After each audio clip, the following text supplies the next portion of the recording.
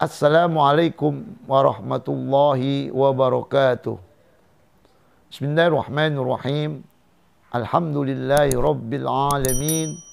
Wassalatu wassalamu ala ashrafil anbiya'i wal mursalin wa ala alihi wa sahbihi ajma'in. Amma ba'du. Ma'asyiral muslimin rahimakumullah. Sahabat silaturahmi yang saya hormati. Dalam hadis riwayat Abi Hurairah radhiyallahu anhu qala, dari Abi Hurairah semoga Allah meridhoinya berkata, qala Rasulullah sallallahu alaihi wasallam, bersabda Rasulullah sallallahu alaihi wasallam dalam suatu hadisnya, iza jaa syahrul Ramadan futtihat abwabus samai wa ughliqat abwabul nar wa suffidatis syayatin. Hadis riwayat Imam Bukhari dan Imam Muslim. Dari Rasulullah SAW bersabda, apabila telah datang bulan suci Ramadan, dibukakan pintu-pintu surga, ditutup pintu-pintu neraka, dipenjarakan setan-setan oleh Allah Subhanahu wa taala.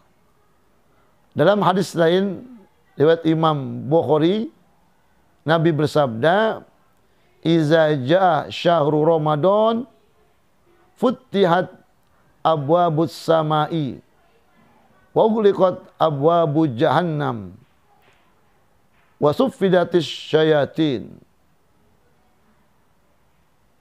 Dalam hadis Imam Bukhari dikatakan, apabila Ramadan telah tiba, maka Allah bukakan pintu-pintu langit, Allah tutup pintu neraka jahanam, dan Allah belenggu setan-setan. Hadis ini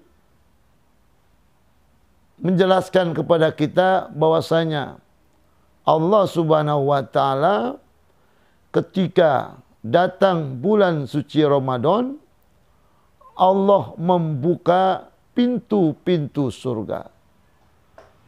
Dalam arti bahwasanya orang-orang yang beriman ketika memasuki bulan suci Ramadan, maka raihlah amal-amal soleh yang menjadi sebabnya kita mendapatkan surga Allah. Karena di bulan suci Ramadan Allah menggelar amal-amal soleh yang pahalanya berlipat ganda. Allah ungkapkan lewat hadis Nabi bahwasanya pintu-pintu surga dibuka, tidak lain adalah supaya umat manusia berlomba-lomba di bulan suci Ramadan ini untuk meraih amal-amal soleh yang tentunya dengan amal soleh itu dapat memasukkan mereka ke dalam surga Allah, yang berarti pintu surga Allah dibuka lebar-lebar.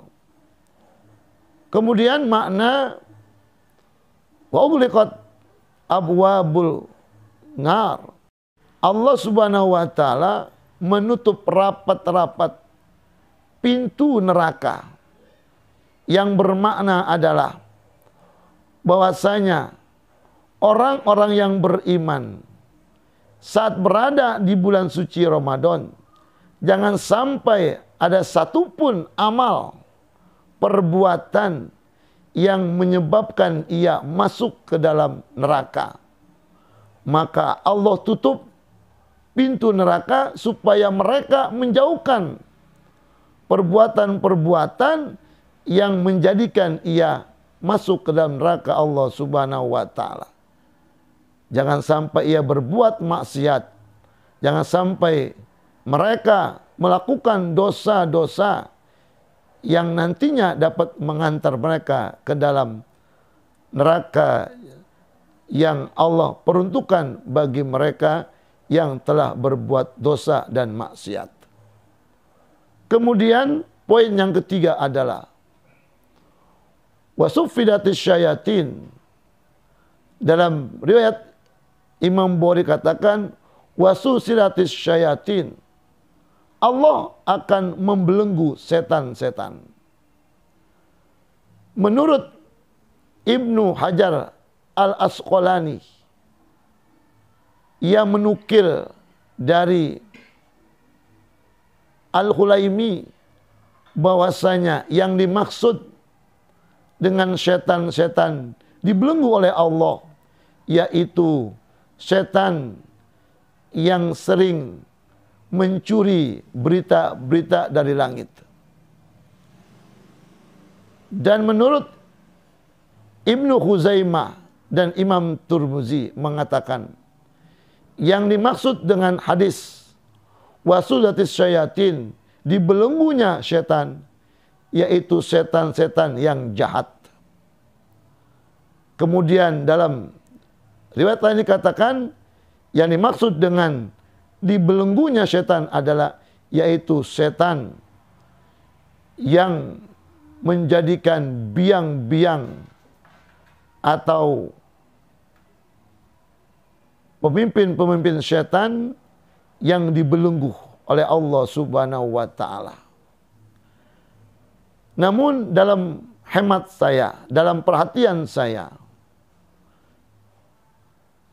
kalimat wasudatis syayatin atau wasuffidatis syayatin, terbelenggunya setan itu memang hakikatnya kita memahami makna hadis ini adalah memang setan dibelenggu oleh Allah ketika datang bulan suci Ramadan.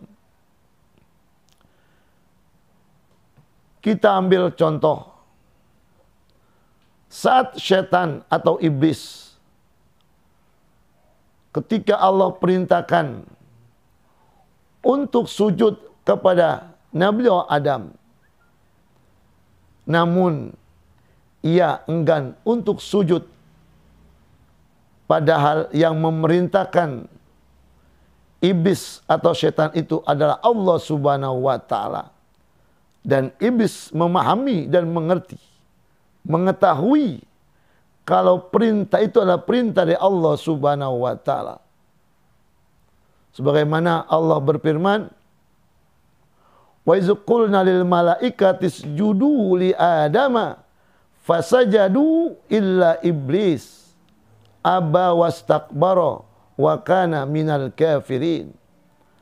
Dan ketika kami katakan kepada para malaikat, sujudlah kamu kepada Nabi Adam, fasajadu, semua malaikat sujud kepada Nabi Adam, illa iblis, kecuali iblis, aba wastakbara, dia enggan dan sombong, tidak mau sujud kepada Nabi Adam.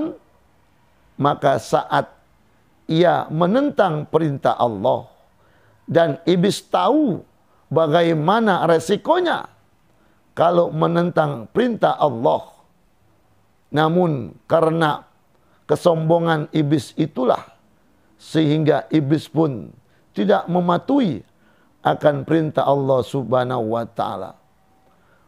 Dalam dialog ayat lain, ketika Allah bertanya, ma manaka alla tasjuda iz amartuk, ai iblis, kenapa kamu tidak mau sujud saat aku perintahkan kamu sujud kepada Nabi Adam? Qala, iblis berkata, ana khairum minhu, saya lebih baik daripada Nabi Adam. Wa khalaqtani min narin wa khalaqtahu min tin, kau ciptakan aku dari api, sedangkan kau ciptakan Adam dari tanah. Atas peristiwa ini, saat iblis menentang perintah Allah untuk sujud kepada Nabi Adam, berarti iblis harus menanggung resikonya karena menentang perintah Allah Subhanahu wa taala. Lalu Allah pun berfirman dalam ayat lain, "Fakhruj fa innaka rajim. Fakhruj minha fa innaka rajim." Hai iblis, keluar kamu dari surga, maka engkaulah menjadi makhluk yang terkutuk. Wa inna alaika la'nata ila yaumiddin, dan laknat atasmu sampai hari kiamat nanti. Saat Allah Subhanahu wa taala mengusir iblis dari surga, berarti saat itu iblis pun keluar dari surga. Ia tidak berada di dalam surga.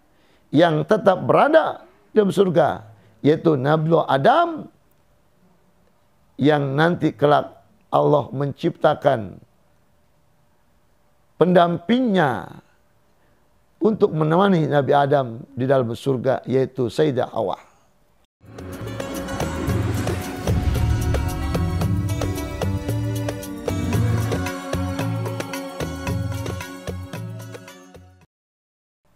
Lalu bagaimana iblis yang saat itu tidak berada di dalam surga? Kan setan pun menggoda kita yang sedang berpuasa. Bahkan kita rasakan godaan cobaannya itu lebih berat daripada di bulan-bulan yang bukan bulan suci Ramadan.